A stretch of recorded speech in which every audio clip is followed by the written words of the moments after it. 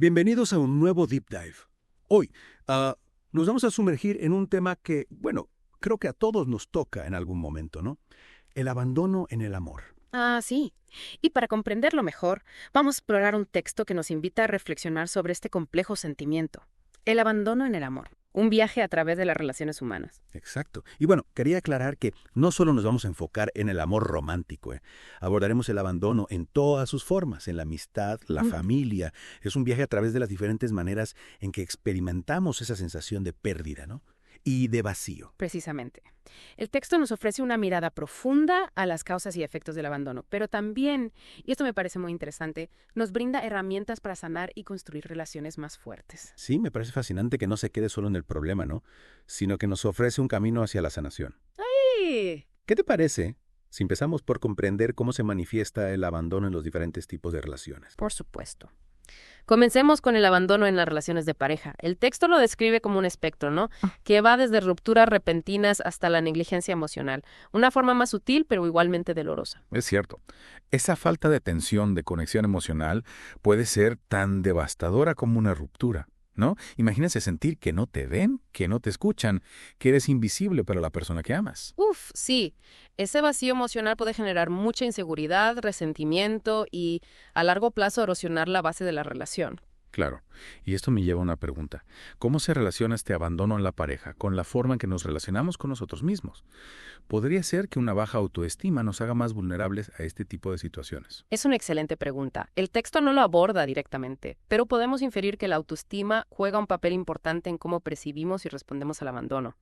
Si no nos valoramos a nosotros mismos, podemos tolerar situaciones que nos dañan o incluso, y esto es muy común, buscar inconscientemente parejas que confirmen nuestras inseguridades. Es un punto muy interesante para reflexionar. Oye, y ya que estamos hablando de diferentes tipos de relaciones, ¿qué nos dice el texto sobre el abandono en la amistad? El texto describe el abandono en la amistad como una experiencia particularmente dolorosa porque a menudo nos toma por sorpresa. Amistades que creíamos sólidas se desvanecen sin una razón aparente, dejándonos con preguntas sin respuesta y una profunda sensación de confusión. Y esa sensación de que la alfombra se te ha escurrido debajo de los pies. ¿Y qué podemos hacer ante estas situaciones? ¿Cómo sanar esas heridas y aprender a confiar de nuevo? Bueno, el texto nos ofrece algunas herramientas para afrontar este tipo de abandono, pero creo que es importante destacar que no hay una fórmula mágica. Cada persona experimenta el dolor de manera diferente y necesita encontrar su propio camino hacia la sanación. Totalmente de acuerdo. Y hablando de caminos, me gustaría que exploráramos el terreno quizás más complejo, el abandono en la familia. ¿Cómo lo aborda el texto? El texto explora el abandono en la familia desde diferentes perspectivas, desde la distancia emocional de los padres hasta el alejamiento de los hijos al crecer. En ambos casos, las consecuencias pueden ser profundas, afectando la autoestima, la capacidad de establecer vínculos sanos y la percepción del mundo. Es un tema delicado que a menudo se silencia, ¿no? ¿Qué herramientas nos ofrece el texto para comprender y sanar este tipo de abandono, que a veces puede ser tan difícil de reconocer y aceptar? El texto nos invita a reflexionar sobre los patrones familiares, las dinámicas de poder y las expectativas que se transmiten de generación en generación. También nos anima a buscar apoyo profesional si el dolor del abandono familiar nos impide vivir plenamente. Me parece fundamental romper el silencio sobre este tema y buscar ayuda cuando la necesitemos.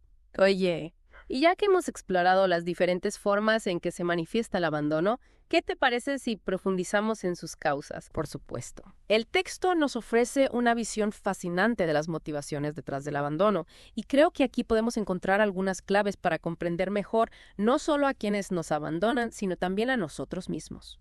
Es como si dijéramos que el abandono no siempre es un acto deliberado de crueldad, sino que a veces puede ser el resultado de heridas emocionales no resueltas, miedos o patrones de comportamiento aprendidos. Exactamente. El texto nos invita a mirar más allá del dolor inmediato y a comprender que quienes nos abandonan también pueden ser víctimas de sus propias circunstancias y experiencias. Es un punto de vista que nos desafía a cultivar la empatía incluso en medio del dolor. ¿Podrías contarnos un poco más sobre las causas del abandono que se mencionan en el texto? Con gusto. El texto habla de experiencias pasadas, especialmente en la infancia, que pueden marcar profundamente nuestra forma de amar y relacionarnos. Por ejemplo, si alguien creció en un ambiente familiar donde no se expresaban las emociones abiertamente o donde el amor estaba condicionado a ciertos comportamientos, puede desarrollar dificultades para establecer vínculos sanos y duraderos. Claro, Es como si esas experiencias tempranas crearan un filtro a través del cual vemos el amor y las relaciones. ¿Y qué otros factores pueden influir en la decisión de abandonar a alguien? El texto también menciona el miedo a la vulnerabilidad como una causa común del abandono. Muchas personas temen abrirse emocionalmente por miedo a ser lastimadas, rechazadas o abandonadas de nuevo. Es un mecanismo de defensa que, aunque comprensible, puede impedirles experimentar la plenitud del amor. Así es. Y aquí me gustaría añadir que la sociedad actual, con su ritmo acelerado y su enfoque en la gratificación instantánea, puede dificultar aún más la construcción de relaciones sólidas y duraderas. Es cierto, vivimos en una cultura que nos invita a desechar lo que ya no nos sirve, ya sean objetos o relaciones. ¿Cómo podemos contrarrestar esta tendencia y fomentar la paciencia, el compromiso y la voluntad de trabajar en las relaciones, incluso cuando se presentan dificultades? Esa es una pregunta fundamental que nos lleva al corazón del texto.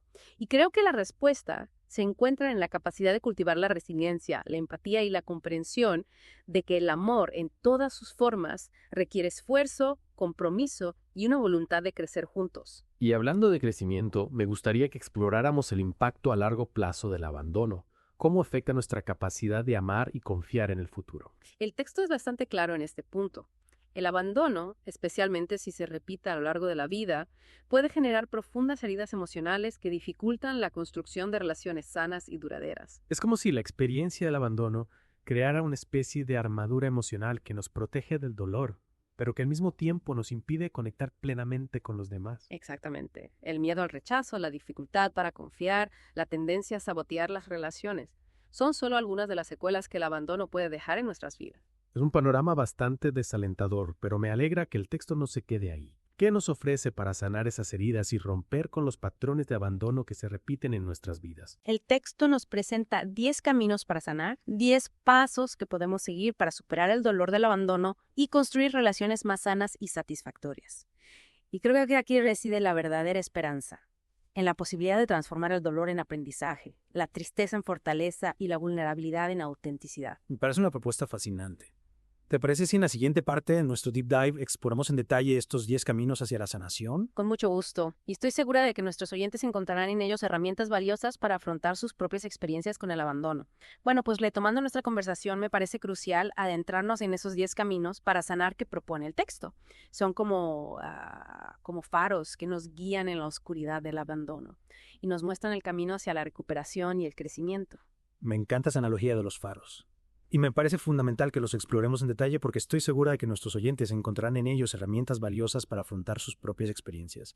¿Por dónde propones que empecemos? El primer paso, y quizás el más desafiante, es reconocer y aceptar las emociones que surgen tras la experiencia del abandono. Es natural sentir tristeza, ira, confusión, incluso culpa. Negar o reprimir estas emociones solo prolonga el sufrimiento. Es como si intentáramos tapar un volcán con la mano. Tarde o temprano la presión encontrará una salida. ¿Cómo podemos ayudar a nuestros oyentes a transitar este primer paso de manera saludable? El texto nos invita a crear un espacio seguro para explorar nuestras emociones, sin juicios ni autocrítica. Podemos escribir un diario, hablar con alguien de confianza, practicar técnicas de mindfulness.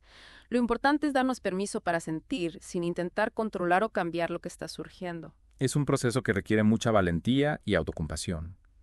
Y una vez que hemos reconocido y aceptado nuestras emociones, ¿cuál es el siguiente paso en este camino hacia la sanación? El texto nos anima a comunicarnos abiertamente con la persona que nos ha abandonado, siempre y cuando sea posible y seguro hacerlo. Expresar nuestros sentimientos con honestidad y respeto puede ayudarnos a comprender mejor la situación, a sanar viejas heridas y a cerrar ciclos. Es un paso que puede generar mucha ansiedad, especialmente si la relación ha terminado de manera conflictiva. ¿Qué consejos nos ofrece el texto para abordar esta conversación de manera constructiva? El texto destaca la importancia de enfocarnos en nuestras propias emociones y necesidades sin culpar o atacar a la otra persona. También nos recuerda que no siempre obtendremos las respuestas o la validación que buscamos y que debemos estar preparados para aceptar esa posibilidad. Es un ejercicio de desapego y aceptación que requiere mucha madurez emocional.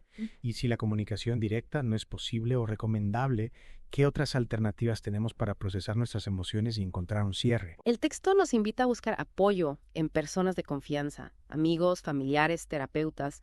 Compartir nuestra experiencia con alguien que nos escucha sin juzgar y nos ofrece contención emocional puede ser un bálsamo para el alma. Es como si dijéramos, no estás solo en esto, hay personas que te quieren y te apoyan. Y hablando de apoyo, ¿qué papel juega la terapia en este proceso de sanación? El texto recomienda la terapia como una herramienta muy valiosa para comprender las raíces del dolor, desaprender patrones de comportamiento dañinos y construir relaciones más sanas en el futuro. Un terapeuta puede brindarnos un espacio seguro para explorar nuestras emociones, identificar nuestras necesidades y desarrollar estrategias para afrontar los desafíos de la vida. Es como si dijéramos, merezco recibir ayuda, merezco sanar, merezco ser feliz. Y hablando de felicidad, ¿qué nos dice el texto sobre cómo reconstruir nuestra vida después del abandono? El texto nos anima a enfocarnos en nosotros mismos, a reconectar con nuestras pasiones, a cultivar la autoestima y a establecer límites saludables en nuestras relaciones. Me parece un enfoque muy positivo y empoderador. ¿Podrías profundizar un poco más en cada uno de esos aspectos? Con gusto. Empecemos por la importancia de reconectar con nuestras pasiones. El abandono puede dejarnos con una sensación de vacío y desorientación. Retomar actividades que nos gustaban, descubrir nuevos intereses o simplemente dedicar tiempo a hacer cosas que nos llenan de alegría puede ayudarnos a recuperar la energía vital y la motivación. Es como si dijéramos, voy a cuidar de mí mismo, voy a hacer cosas que me hagan sentir bien, voy a recuperar mi chispa. Y en cuanto a la autoestima, ¿cómo podemos reconstruirla después de haber sido abandonados? El texto nos recuerda que nuestro valor intrínseco no depende de la aprobación o el amor de los demás. Cultivar la autoestima es un proceso continuo que implica reconocer nuestras fortalezas, aceptarnos con nuestras imperfecciones y tratarnos con amor y respeto. Es un proceso que requiere mucha paciencia y autocompasión, especialmente después de haber experimentado el dolor del abandono. Y hablando de relaciones, ¿cómo podemos establecer límites saludables para protegernos de futuras heridas? Establecer límites es fundamental para construir relaciones sanas y equilibradas. Implica aprender a decir que no cuando algo no nos hace sentir bien, a expresar nuestras necesidades con asertividad y alejarnos de personas o situaciones que nos dañan. Es como si dijéramos, voy a ponerme a mí mismo en primer lugar, voy a cuidar de mi bienestar emocional, voy a rodearme de personas que me valoran y me respetan. Y hablando de respeto, ¿qué papel juega el perdón en este proceso de sanación? El perdón tanto hacia la persona que nos abandonó como hacia nosotros mismos es un paso crucial para liberarnos del dolor y el resentimiento. No significa olvidar lo que sucedió ni justificar las acciones del otro, sino soltar la carga emocional que nos impide avanzar. Es un acto de profunda compasión y amor propio que nos permite cerrar ciclos y abrirnos a nuevas posibilidades. Y hablando de nuevas posibilidades, ¿cómo podemos cultivar la resiliencia para afrontar los desafíos de la vida y construir un futuro más luminoso? La resiliencia es esa capacidad que tenemos los seres humanos de adaptarnos a la adversidad, de aprender de las experiencias dolorosas y de salir fortalecidos de las pruebas que nos pone la vida. Cultivar la resiliencia implica desarrollar una actitud positiva, enfocarnos en nuestras fortalezas, buscar apoyo en nuestro entorno y recordar que incluso en los momentos más oscuros siempre hay una luz que nos guía. Es un mensaje de esperanza que nos recuerda que el dolor del abandono, aunque profundo, no tiene por qué definirnos. Podemos elegir transformar esa experiencia en una oportunidad de aprendizaje, de crecimiento y de fortalecimiento.